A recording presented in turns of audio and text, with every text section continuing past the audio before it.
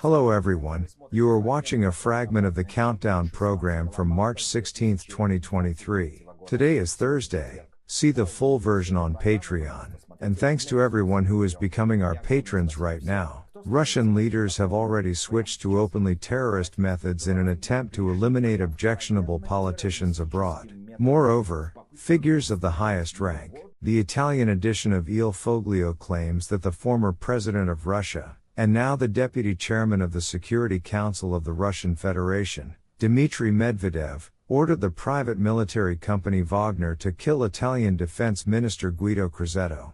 Moreover, the amount of the transaction is neither more nor less, $15 million.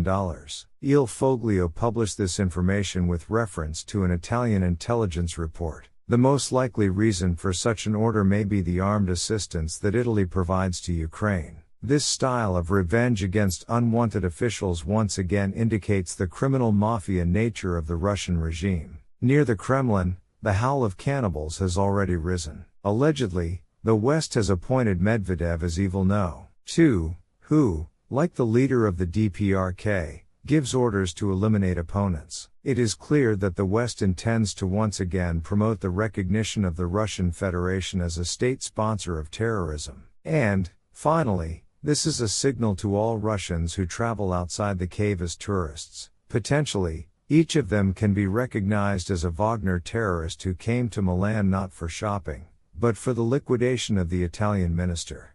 But even on shaggy bumps, they admit, the reputation of the Kremlin is no longer rolling, but is flying with a whistle somewhere to the underworld.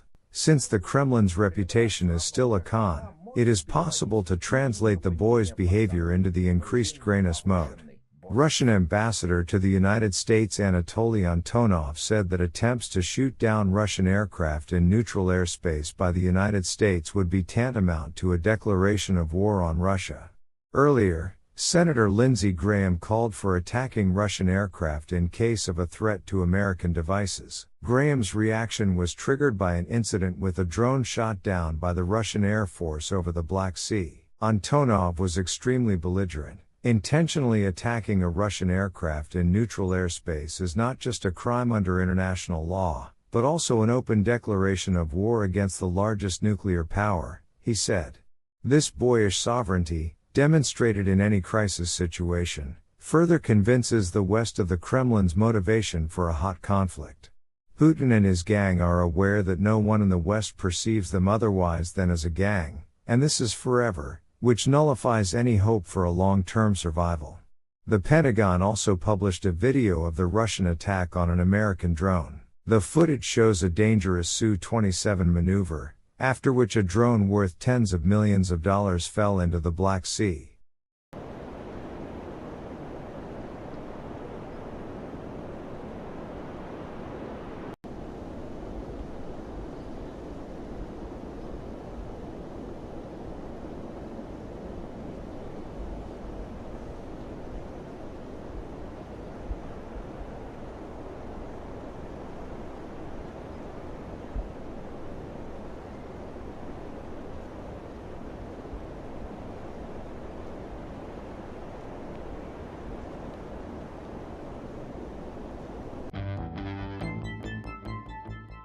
Become our patrons now and look further in this program. According to Politico, the offensive of the armed forces of Ukraine will begin in May, and there are two scenarios for this offensive. The Pentagon confirmed that the Russian military is actively searching for the wreckage of the downed drone with the help of ships and aircraft. Perhaps they have already managed to get fragments of the apparatus, the wreckage of which may be at a depth of 1 kilometer. Human rights activists claim that subpoenas to military registration and enlistment offices are already being distributed in 40 regions as part of shadow mobilization. In Novosibirsk, students are sent messages about agendas through their personal account on the university website. A fire broke out in the building of the Border Guard Department of the FSB in the Rostov region. Eyewitnesses report that before the fire started, the sound of an explosion was heard in the building. Inside the cave, a discussion unfolded. What kind of opposition is dearer to the population of the cattle farm? It turned out that respondents equally hate both Venediktov and FBK. Experts versed in the moods of the savages argue that the cave needs new liberal muzzles. Putin met with fascist businessmen as part of the collective responsibility of the lads for their actions. In the atmosphere of the impending Nix, the fat bulls present were told that it was time to share. Gauleiter of the Crimea Sergei Aksyonov proposed to deprive the citizenship of those who do not rise to the Russian anthem.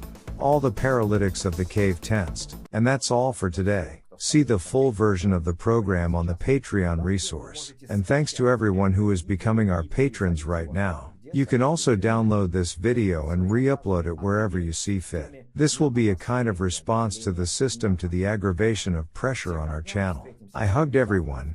Meet tomorrow on Friday Live. Glory to Ukraine.